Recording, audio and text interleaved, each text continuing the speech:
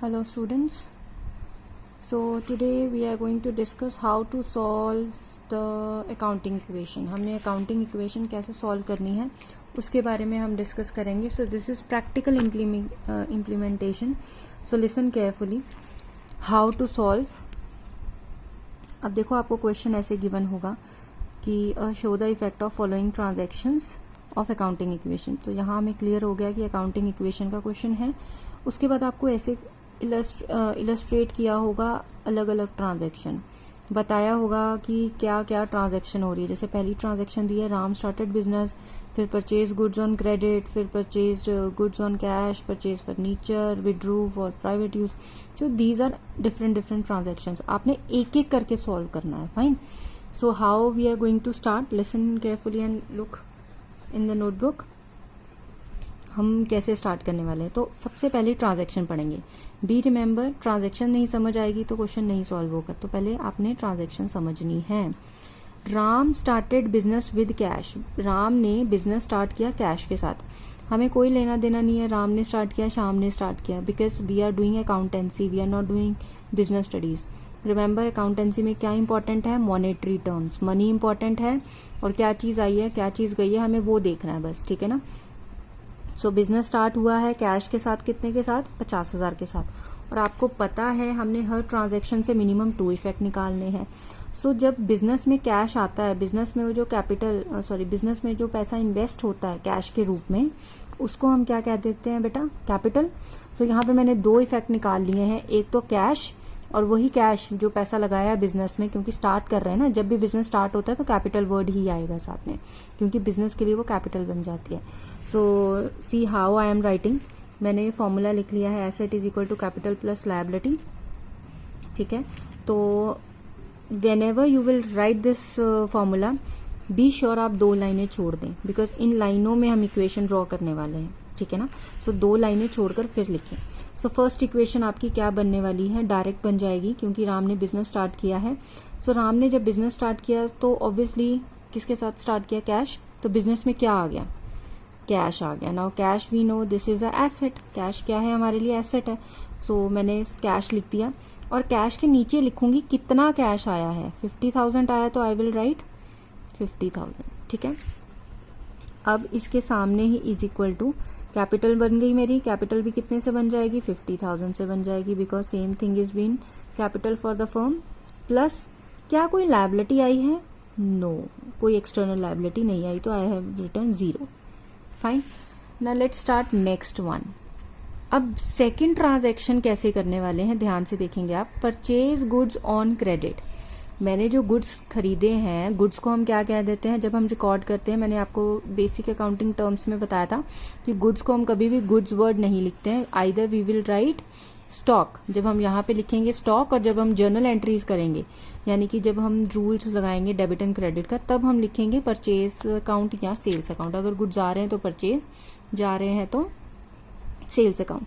सो goods purchase हो रहे हैं यहाँ पे. ठीक है. गुड्स को क्या लिखेंगे, वी विल राइट स्टॉक्स. और स्टॉक क्या होता है या गुड्स क्या होता है, इट्स एन एसेट फॉर अस.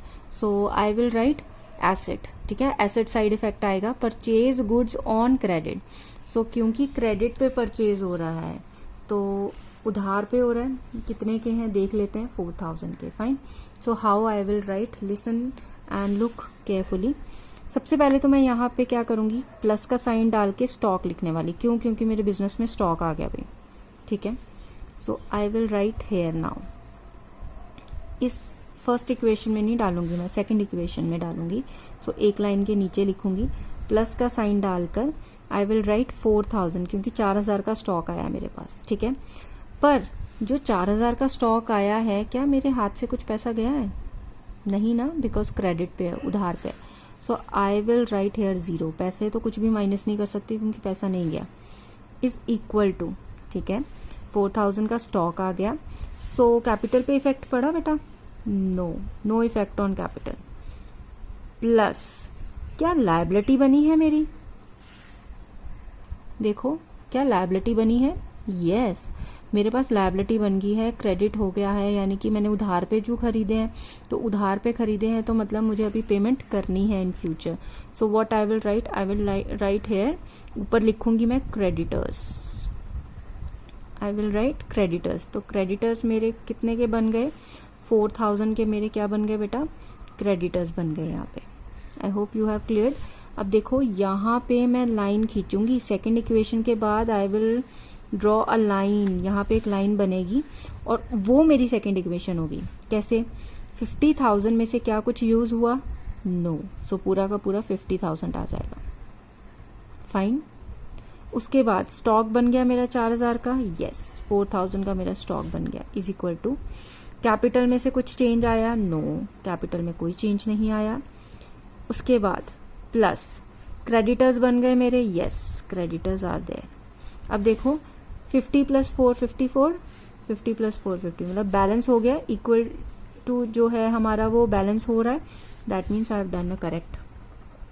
ठीक है, I have recorded a correct transaction. So this was my second. ठीक है, अब देखो मैं थर्ड नोट डाउन कैसे करूँगी. थर्ड नोट डाउन करने से पहले, थर्ड इक्वेशन बनाने से पहले, ठीक है, मैं पहले नोट करूँगी फिर लाइन खींचूंगी. ये याद रखना है आपने कि सबसे पहले फर्स्ट ट्रांजैक्शन जो होती है वो equation first as it is बन जाती है. ठीक है, लेकिन जो सेकंड होती है उसकी पहले इफेक्ट लिखने पड़ते हैं, फिर लाइन खींचकर, जैसे हम छोटे होते प्लस माइनस करते थे ना बेटा, वो जो फर्स्ट सेकंड और नर्सरी में आपको प्लस माइनस करवाते हैं, हम वही सीधा सीधा प्लस माइनस ही करने वाले हैं यहाँ पे. ठीक है, और ये हमारी इक्वेशन बनती जाएगी ऊपर. ओके, नेक्स्ट देखते हैं, सेकंड तक हो गया हमारा. थर्ड ट्रांजैक्शन देखते हैं, परचेज्ड गुड्स फॉर कैश. अब देखो मैंने जो गुड्स परचेज किए हैं ये तो क्रेडिट पे थे, ये कौन से हैं, कैश पे हैं, और कितने के हैं, 1000 के हैं. फाइन. तो अब हम सॉल्व करते हैं. सबसे पहले तो स्टॉक, गुड्स ही तो हैं, इसी में ऐड हो जाएगा, यही स्टॉक है हमने जो और ले आए. 1000 का स्टॉक आ गया, पर कैसे आया, कैश पे है ना, कैश पे आया है. सो कैश का मतलब क्या हो गया कि मैंने उसी वक्त पैसे पे कर दिए. परचेज गुड्स फॉर कैश, मैंने उसी वक्त पेमेंट कर दी है 1000 रुपीज़ की. सो दैट मीन्स मेरे पास से 1000 रुपीज़ क्या हो गया, माइनस. बी रिमेंबर, अकाउंट्स में कभी भी माइनस का साइन नहीं डालते हम, जो माइनस होता है उसको ब्रैकेट में डालते हैं. दिस इज़ द रूल कि आप हमेशा ब्रैकेट में शो करोगे what are you going to be deduct. जो आप माइनस करना चाहते हो वो ब्रैकेट में डाल दीजिए. ठीक है, अब देखो 1000 रुपीज़ गया और 1000 रुपीज़ का ही स्टॉक बन गया. फाइन. अब इसके इफेक्ट, ये दो इफेक्ट हो गए. कैपिटल पे इफेक्ट हुआ, नो. क्रेडिटर या कोई लायबिलिटी बनी, no. So now I will draw a line and I will write my third equation. 50,000 minus 1000 that is 49,000 plus 4,000 plus 1000. क्यों, क्योंकि 4000 में स्टॉक आया है ना, इट इज़ इनकमिंग, तो प्लस करूँगी मैं. स्टॉक कितना आ गया मेरे पास, 5000 का स्टॉक हो गया. 1000 तो चला गया, इसलिए मैंने माइनस किया था यहाँ पे कैश में से. उस 1000 का ही स्टॉक बना है मेरा, तो स्टॉक प्लस हो गया, इज इक्वल टू 50,000 में कोई चेंज आया था, नो, तो आई विल राइट होल 50,000. 4000 में कोई चेंज आया था, no, I will write whole 4000. ठीक है, I hope you have cleared till this. अब नेक्स्ट देखते हैं फोर्थ ट्रांजैक्शन. क्या बोला है, परचेज फर्नीचर फॉर कैश. कितने का फर्नीचर परचेज किया हमने, 500 का फर्नीचर परचेज कर लिया भाई. ठीक है, अब कैसे, दो इफेक्ट निकालेंगे अगेन. फर्नीचर परचेज किया है किस पे, कैश पे. ठीक है, कैश पे परचेज किया है. सो सबसे पहले तो फर्नीचर लिख लेते हैं, जो आया है वो इजी है हमारे लिए लिखना भी. सो आई विल राइट फर्नीचर, क्योंकि एसेट साइड क्यों लिख रही हूँ, because furniture is my asset, simple. So furniture मेरा एसेट है तो मैं यहाँ पे लिखूँगी. ठीक है, प्लस का साइन डाला और आई विल राइट 500 का क्या आ गया मेरे पास, फर्नीचर. ठीक है, पर ये जो फर्नीचर आया है क्योंकि ये कैश पे आया है, तो क्या मुझे कैश में से माइनस करना है, यस, क्योंकि मैंने उसी वक्त पेमेंट कर दी. तो आई विल राइट 500 माइनस एंड 500 का ही मेरा फर्नीचर बन गया. ओके, तो क्या स्टॉक पे कोई इफेक्ट आया, नो. स्टॉक का तो कोई बात ही नहीं हुई यहाँ पे. देखो यहाँ पे कहीं स्टॉक की कोई बात की है, no, there is no information about stock. So I will write 0, कुछ नहीं चेंज आया. इज इक्वल टू कैपिटल की बात की, नो. कोई लायबिलिटी बनी, नो. सो ये मेरी फोर्थ इक्वेशन भी रेडी है। 49,000 माइनस 500 जो मैंने पैसे पे किए, सो दैट इज़ माई 48,500, ठीक है, प्लस स्टॉक नथिंग, तो 5,000 एज इट इज़, स्टॉक से कुछ ना आया ना गया। और फर्नीचर बन गया मेरा, यस फर्नीचर कितने का बन गया 500। बेटा इसमें एक ट्रिक है, वो ध्यान रखना है कि ये जो आप कैलकुलेट कर रहे हो ना, इक्वेशन बना रहे हो, वो इसके सामने सामने ही लिखो जो आप कैलकुलेट कर रहे हो, क्योंकि आपको इजी रहेगा लास्ट में आंसर फाइंड आउट करना। कैश बन गया मेरा, अब आज की डेट में फोर्थ ट्रांजैक्शन के बाद मेरा कैश कितना रह गया 48,500, स्टॉक कितना बन गया 5,000, फर्नीचर कितना हो गया 500 का, ठीक है, is equal to 50,000 as it is मेरी कैपिटल आ गई क्योंकि इसमें कोई चेंज नहीं है बेटा, और 4,000 की मेरी क्या बन गई, क्रेडिटर्स बन गई, लायबिलिटी बन गई, दैट मीन्स, ठीक है। This was my fourth equation. तो ऐसे ऐसे आपने क्वेश्चन सॉल्व करते जाना है ना।